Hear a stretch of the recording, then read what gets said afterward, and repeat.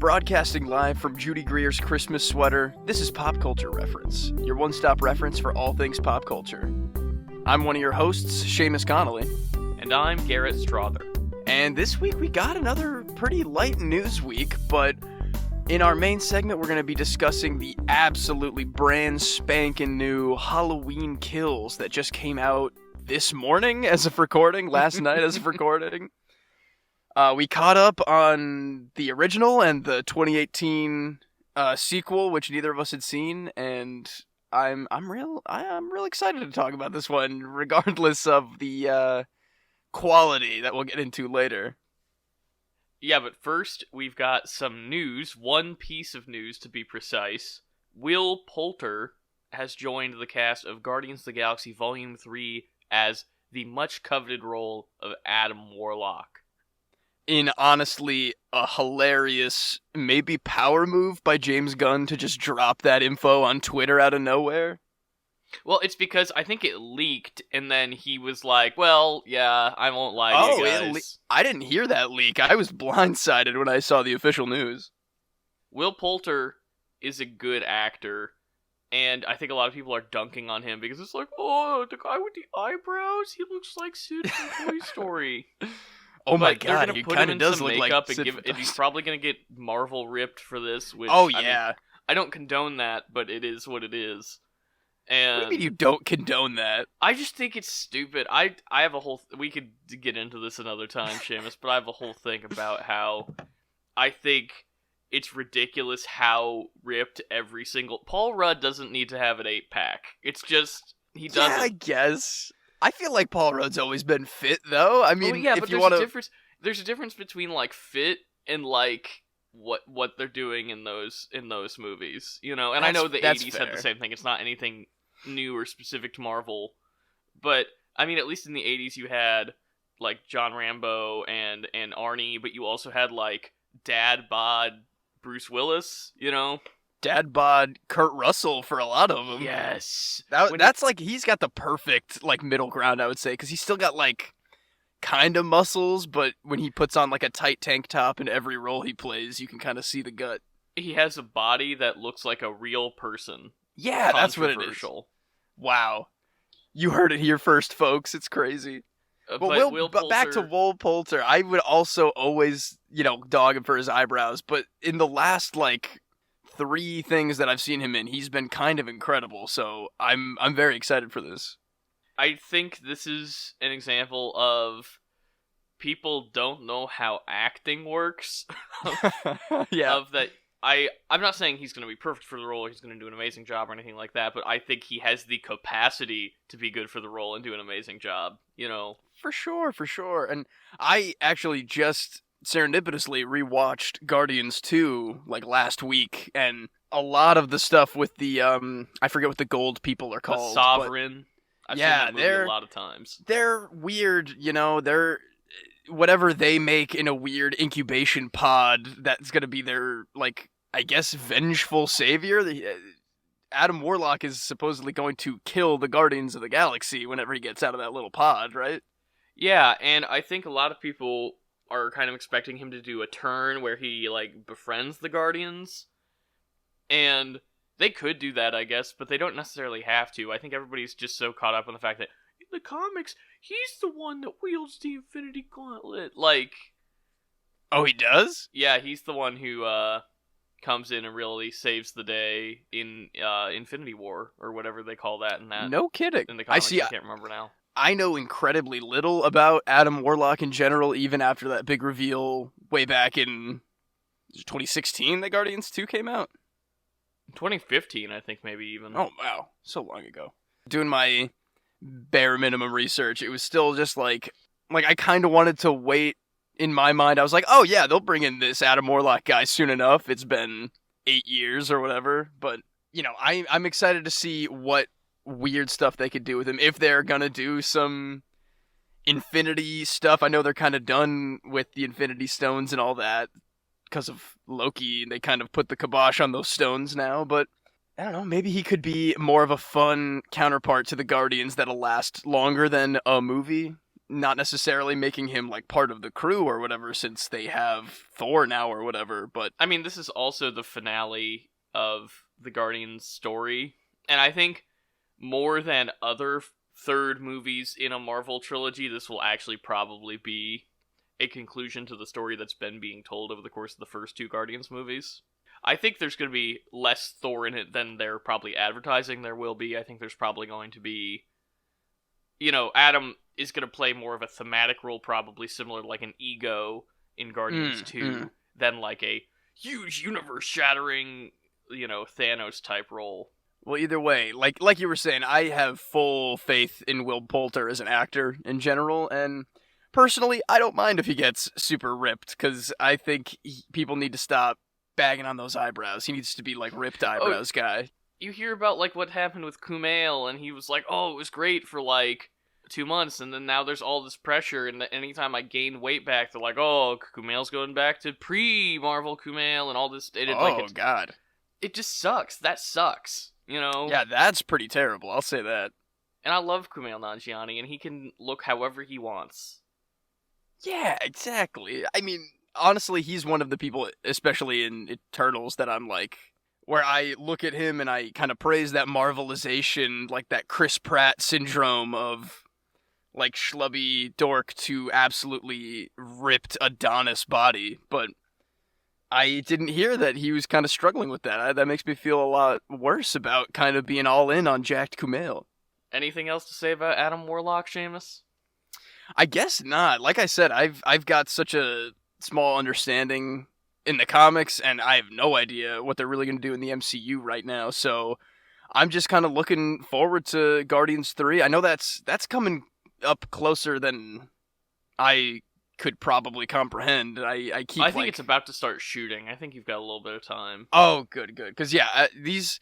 Like, between Black Widow, Shang-Chi, and Eternals, I'm like, those are supposed to come out next year, I swear to God, and I'm so far behind. It's because they've been supposed to come out next year for 3 years. Yeah, maybe that's it. But should we move on to today's main segment? Let's do it. Today's main segment is the brand spankin' new Halloween film, Halloween Kills, which is technically Halloween 3, even though it's really like Halloween 12.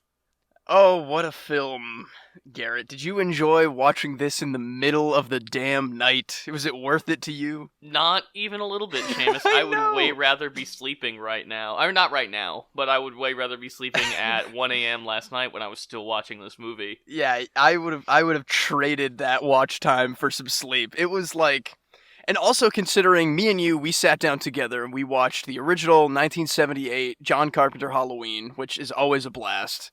And then we watched the 2018 sequel, Halloween, which is like actually way better than I would have ever thought it could be. Yeah, it wasn't like my favorite, and I still think there were some tonal issues I had with it and everything, but on the whole, it was a fun slasher movie and honored the Halloween lore and did some interesting things with it. Although, I think part of the problem with this movie that we'll get into in spoilers is the fact that there's not enough Halloween lore to really honor. It's just kind of a movie. And yeah, man. For Halloween 2018, I would say, in my mind, having not seen any of the actual, legacy of Halloween sequels that there is, in my mind, I was like, if this was the only sequel, would that make me happy? If I saw this movie randomly, having only seen the first one, am I satisfied with that? And sure, there are some, like, they throw in bits in that first one or whatever, but I think it was still, even also compared to Halloween Kills, like, so, a lot of fun. Also, I like the bits in 2018. I think they're fun. The banh mi sandwich bit, very good. Like, they're not all great, but overall, I think they're enjoyable little lighthearted moments. And something this movie, Halloween Kills, could have used more of. I think this movie was way too self-serious. Yeah, seriously, my God. I feel like maybe there was one or two moments of levity that I even was like, what are we doing here? Are we leaning into the the crazy stuff that's happening with the plot, or are we gonna divert a little bit, like we need to be warmed up still like the first movie? Yeah, I don't get it, because this movie is trying so hard to be about something. Its tone feels so different, I think, from the 2018 one. Mm-hmm. There's way too much violence.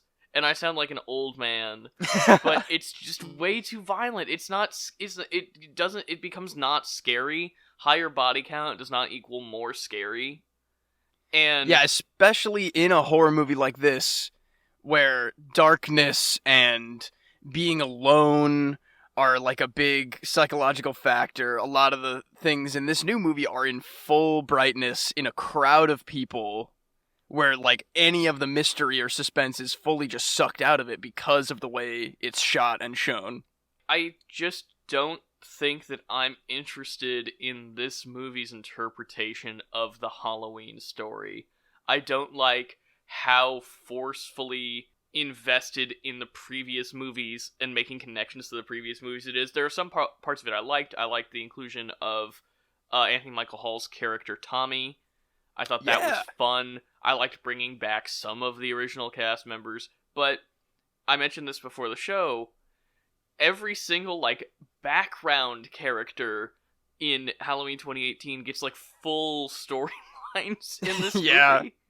And I'm like, why? Why are we spending time on this?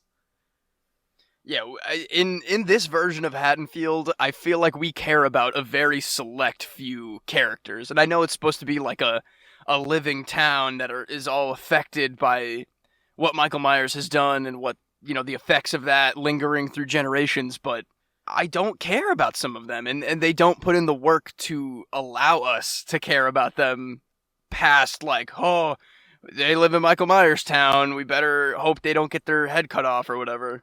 And to be fair, it's not like the first movie off of which this is all spawning does a tremendous amount to make us care about any of the characters that aren't Laurie Strode. Maybe Tommy. That first one, it is truly just like a base slasher.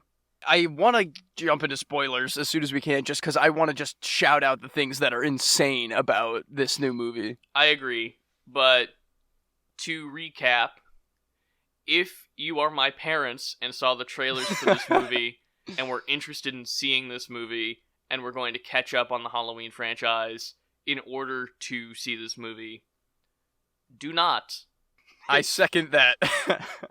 It's not good. I think that there are things I admire about it. I admire how crazy it is. I admire the fact that they are trying to do something new and original, but it just does not stick the landing, and it doesn't feel like Halloween to me. I think if this weren't a Halloween movie, I would be a lot more lenient with it, even though there are still some things that really would make me roll my eyes.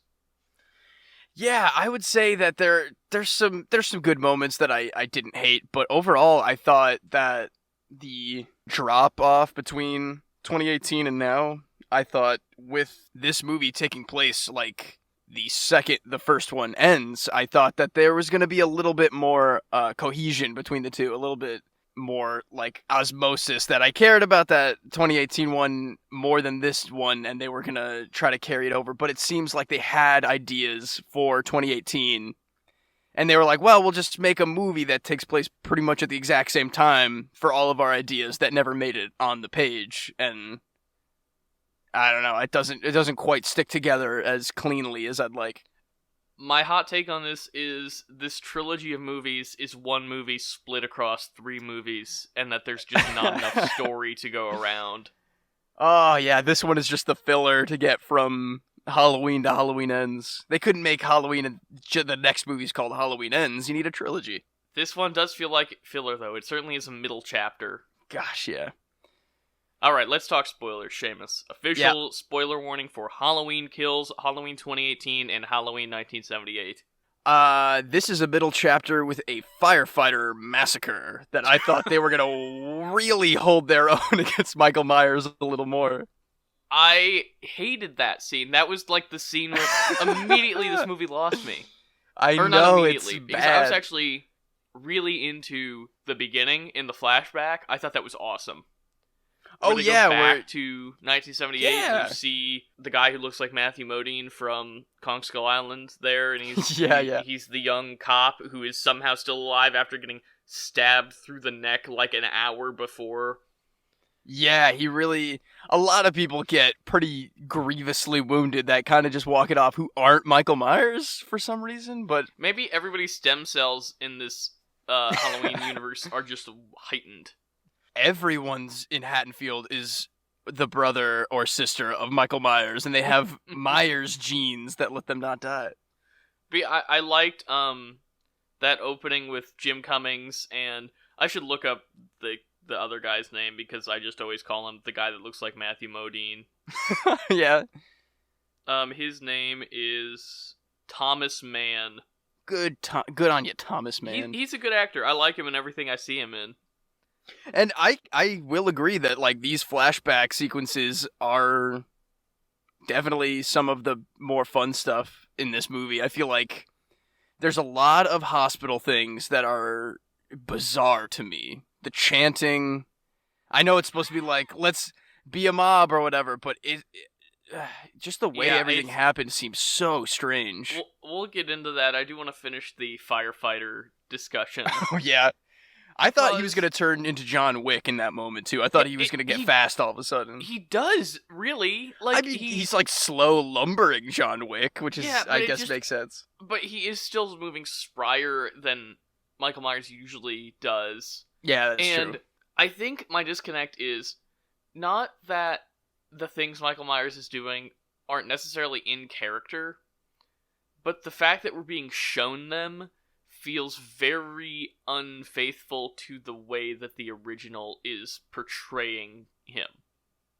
So not that the character itself is, like, not based in the 1978 version, but that the way that the film depicts the character. Does that make sense? No, I get what you mean. It's very much like, would you ever imagine Michael Myers just fully squaring up with people? Or is he constantly hiding in the shadows, doing his Batman disappear? He's in a closet. He's doing a fake out with a ghost sheet. You don't see Michael Myers kill somebody till the third act of Halloween 1978, pretty much. Yeah, he's just hiding behind bushes, and he's in that station wagon, and he's doing his creepy thing. But in this one, they're just like, yeah, just give him a line of people in this small town to just kill. Over and over and over again. Yeah. Gosh. It's too much. And even when we get down to something like, this is towards the end of the film, like the crappy boyfriend from Halloween 2018, who we're supposed to just fully forget that he's like a really bad guy. There are bigger things now, I guess. Yeah. Is the idea. That's kind of what I was thinking. It's like, oh, I guess too many people are murdered. You can forgive your cheating boyfriend. But the whole, like, the other friend who they flash at the beginning of this movie, too, where the crappy boyfriend's calling his phone, like, that guy's death means so much less now, I feel like. And because even though he was also a slime ball. We see his mom be sad about him in the hospital during the awful riot scene, which That's who that was. I can't understand. Them going after the other guy who crashed in the bus? Okay, so there's a whole B plot in this movie, or a C plot, really, I guess, about there's two escaped people on the transfer bus. There's Michael Myers and this other guy. And the mob mentality bad message of this movie, except when it's not, I guess, except at the end when they all team up against Michael Myers, goes into this whole sequence where Anthony Michael Hall is leading a parade of angry villagers with pitchforks and torches around the hospital. Led literally also pitchforks by, at some doctors. Point. Oh yeah, I don't know if other you guys patients too. Oath, but oh my god, yeah. And like I don't hate the idea of like the mob mentality and this other guy trying not to get his, life ended for being mistaken for Michael Myers, but it seems like they introduce that idea, rush through it, and get to the end point of Hawkins saying, he made us the monsters, in 10 minutes, Oh, it was so bad. And so bad. Wait, was it Hawkins or was it Brackett? Oh, it was Brackett. Yeah, Hawkins Brackett. is in the hospital. I liked bringing with him Laurie. back. I thought that was fun. Yeah, sure. I thought it was really forced when he said, Halloween, everyone's entitled to one good scare. And I was like, dude, you don't remember that you said that 40 years ago. Yeah, no way. No way he's been holding on to that line. And Michael Myers wasn't even there, bro. It was just Laurie yeah, and you. What the hell? Oh, that's whack. Laurie, speaking of, I hope she shows up in the next movie, I guess. I don't know. She's barely in this one. She wasn't in this one. So yeah. I'm not saying I need every movie to be the Laurie-Michael Myers showdown. She literally is never face-to-face with Michael in this movie. Yeah, oh my god, yeah, that's true. I'm pretty sure the description of this movie is a wounded Laurie rounds up a mob to hunt down Michael Myers. When that's what she has on Peacock. She has no part in that mob, period. Not even, like, joining in at the last second to, like, be in on it. She's just, like, she stabs herself with painkillers as if she was gonna, like, have a big moment, and then does not leave the room. Also, a lot of the advertising for this film shows Michael Myers standing in front of Haddonfield Hospital, a thing that does not happen. What a weird thing to do. And does that husband and wife, doctor, nurse ever come back? Ever? They get murdered, do they? They get murdered and they get put on the merry-go-round. When the nurse from the first movie gets murdered and the other little girl who's being babysat has to fight him with a bag of bricks. Yes, who's actually the actor from the original. It's her. Oh, no way. And the nurse are both the actors from the original, so that's kind of fun. I like that. I had a feeling about the nurse, but I didn't know about the other little girl. That's very cool. I like that. I liked that sequence more than the others until Michael started killing people. I like it when they pull up and they're like, kids, you need to get out of here. We're waiting for our friend. And then Michael's got the head of the kid in the mask, trick-or-treat style. Oh, yeah. And just the idea of the kids are like, yeah, this white mask guy's trying to play hide and seek with us. I think he's a pervert. I like that. Yeah, That's it was fun. Funny. I liked it. And the way he's standing behind the car is cool. Yeah, yeah. And they really forcefully do the thing where Michael gets on top of the car and hits the glass in exactly the same way that he does in the original. For the nurse and all that, yeah. They're taking way too much pleasure, I think. Like, the kills are supposed to be too entertaining. They're trying to make the kills too entertaining in this movie. They're like, oh, what if he hit her with the car door and she shot herself in the head? Wouldn't that be so cool? Oh, that what was if the ridiculous. butcher knife went all the way through his eyeball, through his skull, up into the car roof? Oh, funny. Oh, yeah. They really went for it, didn't they? And, because, I mean, that's not, like, the craziest thing to have in a slasher is, like, over the top. But like we've been saying, in this franchise specifically, he's like, let me break this guy's neck and, maybe pin him to the wall with a butcher knife or whatever, but... Well, they do the thing, he sets up the haunted house for Laurie at the end, and they do a lot of that in this movie. Every kill, he sets up the haunted house. You know what I mean? Yeah, that's true. Like, okay, he kills 5 people in the original Halloween. 3 of them he sets up to scare Laurie. Yeah. He sets up her friends. And I also liked in this movie the whole, he puts the kids' masks on the dead bodies on the playground. I thought that was fun. Oh, yeah, sure. Or not fun, but you know what I mean. It was in line with that character. There's too much killing in this movie. Yeah, it's not great. There needs to be a little restraint. A lot of horror is like not knowing what's happening. And this is all just like, wouldn't it suck to get stabbed? I'm like, yeah, I guess, but I knew that, I don't need Michael Myers to tell me that I don't want my neck broken in a square motion in a banister on the stairs, It's prolonging these deaths and reveling in them so much instead of reveling in the tension leading up to the death.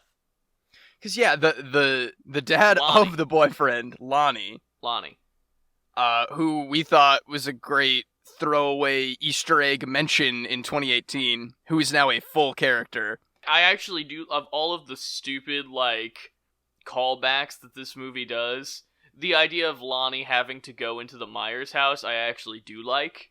Granted, I wish they had done the reveal earlier of, oh yeah, I never actually went into the Myers house. That was all a lie. They kind of do that like pretty close proximity to when he goes in there too. We saw that though in the first movie when Loomis goes, "Lonnie, get your ass away from that door," and then that's true. That's scatter. That is true. Yeah, I don't know. They set it up like they were gonna do that with Lonnie, where he's like, "Stay here." Like, lock the doors, like that'll do anything, and don't come out, and then they immediately go and follow him. The thing is, these people all have first-hand experience with Michael Myers, and there's like 3 people with handguns that think they're gonna kill him. Yeah, like, people have fully opened up, like, point blank to the chest and head, shot this man so many times, even disregarding all of the sequels that are not in the canon of this movie. Like, he's been shot so many times. These people act like horror movie characters in such a bad way. All of them are so dumb. That's, like, I guess the trope of horror characters is that they, like, do stupid things and you yell at them on the screen for, like, why would you go in there or whatever. But even in them being like, hey guys, let's be smart about it. Let's all have each other's backs and start a mob and round up the dude and like drive through the streets with all our, rural town guns. And they still manage to fully screw that up. Go into places alone with weapons that don't work and get murdered so much. Also, after how much the 2018 movie is about the granddaughter, what's her name? Allison, maybe? I think so. The granddaughter. Clyde. Laurie's granddaughter. This movie's not about Laurie, and it's also not about the granddaughter. It's really it's all Michael. It's just all Michael. Which is kind of a mistake for a horror movie like this. Is. Like, it's not the way to go. I feel like that was the same... I haven't seen it in a long time, but I remember the Rob Zombie Halloween remake was a lot of that, where it was like, let's make it all Michael, let's give him like a full origin story and follow him throughout more than anything, like a character that could be a victim of him. And then they expect us in this movie to be like happy with the kill, like the waves of human regular people for Michael to kill if we just get to see him a lot, which is the opposite of what we want, really. It also robs the meaning and impact of the very end of this movie, where Michael kills Laurie's daughter, and you think maybe we should care more about that, but the fact that he's been killing so many people, including the entire massacre he just did of all the characters from the rest of the movie, including Tommy and Officer Brackett and all that. Oh, so sad. Poor Tommy. So, it doesn't click. It doesn't connect. It really doesn't. Oh man, yeah, exhausting, truly. And maybe that is because I watched it in the middle of the night and I just wasn't compelled, but... I don't think it's just that, though. I think if you and I had watched it together, I think we would have had more fun, but I think we still would have been like, this is stupid. Like, I don't like this. Yeah, sure. I'm a little surprised they didn't get Paul Rudd to do Tommy, because that's who he plays in, like, Halloween 5 or whatever. Oh, what? I didn't know that. Yeah. That is so stupid, and I kind of wish they got that, but... Anthony Michael Hall did a good job. There's nothing wrong with totally, Anthony yeah. Michael Hall. Him bummering out the talent show at this bar, like, yeah, God. No kidding. Killing the vibe, the smattering of awkward applause after he's like, Michael Myers is coming for you, and everyone's like, all right, man, we're, like, singing and stuff. There's, like, a lot of attention given to the picture of the former bar owner behind the bar. Is that somebody we're supposed to recognize? Is that somebody from one of the sequels? I have a feeling that old Huckleberry's from one of the sequels, you know? That is just like a throwaway. Apparently the kids' Halloween costumes are the same as the kids from Halloween 3 Season of the Witch, the one that doesn't have Michael Myers in it. What? Wait, the O'Doyle kids that are bullying in the flashback, or the kids who are just assholes? Wait, are those supposed to be the same family? The little jerk kids are in like the present day, and then the kids that bully Lonnie, because Lonnie's picked on just like Tommy, so it's okay that Lonnie bullies Tommy. Yeah, I don't remember the actual name of their stupid little redhead family, but I'm sure there's some kind of connection there. in Halloween Ends, they're gonna be like, they were so important the whole time, didn't you know? And the whole movie's gonna be about them. I did really like the way at the end of the film when Judy Greer looked up at the window and saw young Michael in the window. I thought that was cool. Especially because they're doing like, he used to go up to his sister's bedroom and look out the window, but he was really looking at the reflection at himself or whatever, and then the reflection is of himself there to kill her. I like that. Yeah, but also just like, again, what? Like, yeah, right. I just don't. This movie thinks it's saying something, but it isn't. It's saying nothing. Yeah. They just throw in, like, the cop is like, oh yeah, I used to hang out with that Myers boy. Or whatever. I think that was fine. Like, again, everything in the flashbacks really worked for me. It's what they do with it in the present day that I didn't like. Yeah, I guess maybe that's why I'm giving him the stupid flashback voice in my impression of him. But I had very little problems with the flashbacks, but just maybe it should have just been mostly in the 70s. Just make it I don't know. I don't know. I thought we got the correct amount of 70s stuff. What did you think of having Loomis? What did you think of showing Loomis? Oh, I mean, he looked great. Was it just old footage? It was just a guy that looks like him, I think. I'll say he looked exactly like him, and I thought it was fine. I also like the idea of him fully running past Michael Myers to go ask the cop, hey, he wasn't murdering anybody in here, was he? When he literally so obviously there to murder people. He would have to have walked past him physically, like gone pretty close to Michael Myers to go ask that cop what happened. I also don't buy that Loomis would give up trying to shoot Michael Myers in the head after getting his hand knocked out of the way once. Yeah. If anybody knows the extent of how terrible he was in that one era, in that flashback, he's going to go off and unload his gun. Dr. Loomis, also just the worst man to ever practice medicine. Yeah. Then again, though, like, even that cowboy hat sheriff guy was like, yeah, I guess I'll just let everybody murder, I guess. I don't know. Yeah, pretty much. It was bad. It was a bad movie. Again, like, they did nothing with him. He didn't have a character other than just to service this, like, emotionally cheap plot of, like, oh, mob mentality. Oh, he kills himself. Oh, man. Like, even in the last, like, when he's cornered in that hallway with the locked doors, it takes all of 25 seconds for them to cut to him jumping to his death, basically. Yeah. They could have connected the guys who lived in the Myers house with this second guy who's on the run who doesn't want to get murdered. And that would have made both of those stories way better. Like, they have to harbor him, and maybe they don't know if he is Michael Myers, and maybe he shows up and kills them all anyway. Well, I don't know. Because obviously they have, like, a weird thing for true crime and horror and Michael Myers. Yeah. Literally the guy, his dead husband at his feet, is like, Michael, you came home. Shut up. Oh, yeah, that's so dumb. Good God. This movie, I didn't like it. I would rewatch the opening. Sure, yeah.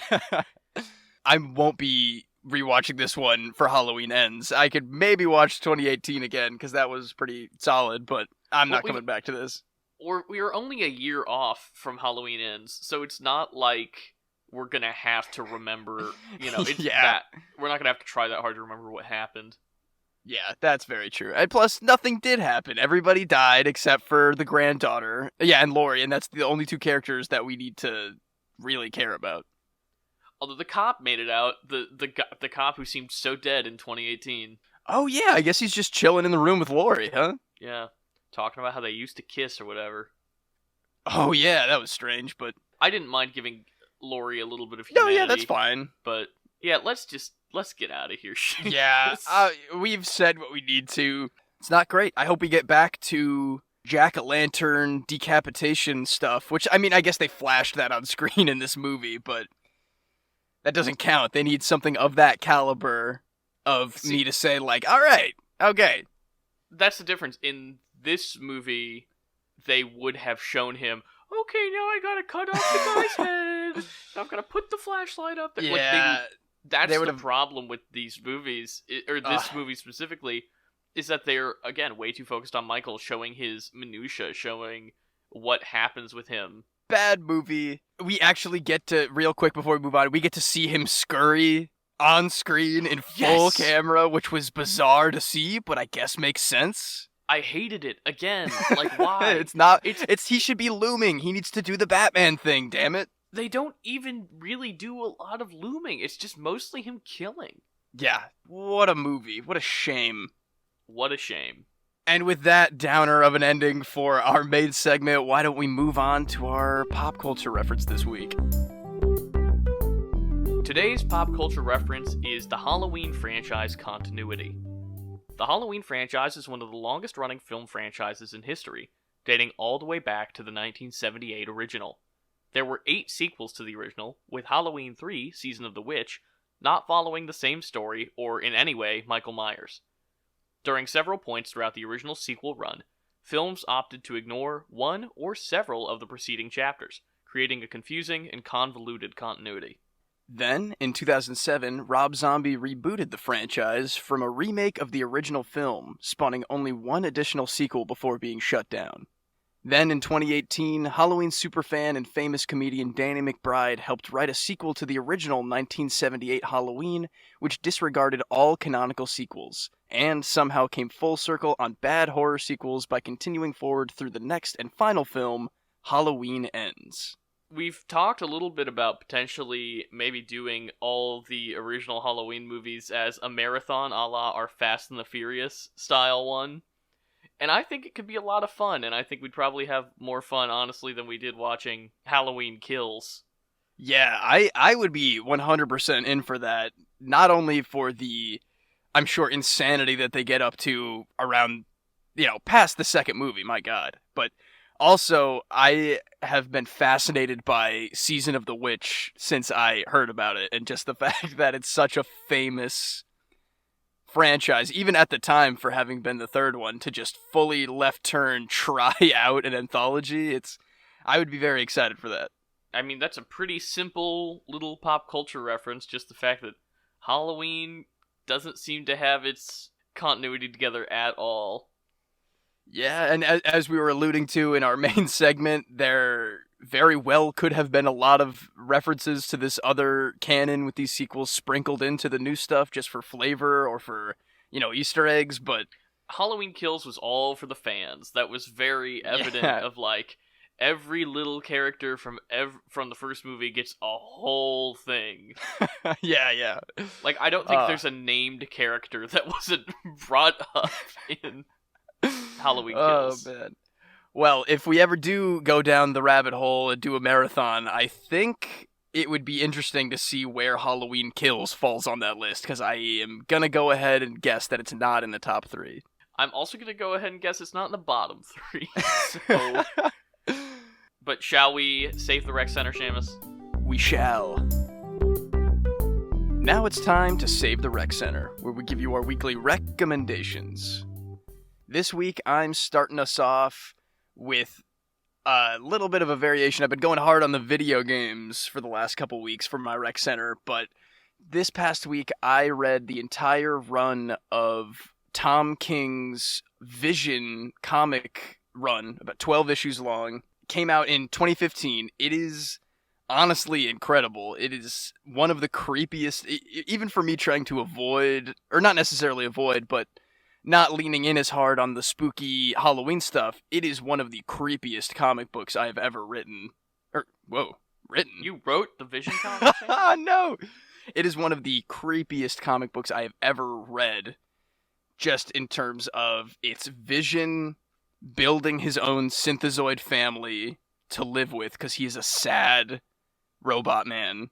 All of the creepy stuff that goes along with trying to teach other synthezoids, like, what being a person is about, and a lot of it is very well laid out in terms of you don't really need to know too much about anything previous to this run before reading it. They kind of really let you know what you need to, and if you've even just watched, like, WandaVision, there's a lot of stuff they pull from this part of the Marvel lore that you could kind of connect the dots to. So I would definitely give that a shot. It's only 12 issues. I read it in a couple hours. It's really good. The Vision by Tom King. I've heard a lot of good things about that run, and even though I'm not very into superhero comics anymore, I'm definitely interested in checking that one out. Yeah, man. Just for the creepiness, it's genuinely very good. But what do you got this week, Garrett? A few days ago on Disney Plus, I watched Muppets Haunted Mansion, combining two of my very favorite things and confirming the fact that Disney owns my soul whether I like it or not. It's really a great time. It's very Muppety, which Disney has not known what to do with them for a very long time. I mean, it's been 10 years since the last good Disney Muppet thing, and I really enjoyed this. It's still got cursed Kermit the Frog. They can't get a guy that sounds like Kermit the Frog. Oh, no. Gonzo's the lead, so that makes everything okay. I would say if you don't know anything about the Haunted Mansion ride, you're still going to have a great time with this if you're a fan of the Muppets and spooky stuff. Definitely you're going to get more out of it if you are familiar with the ride, of course, or even maybe the Eddie Murphy movie. Oh, thank God. Will Arnett, Yvette Nicole Brown, Taraji P. Henson, Darren Criss, Ed Asner, the late Ed Asner. Oh, no kidding. And a lot of other celebrities make little cameos, which is fun. I enjoyed it quite a lot.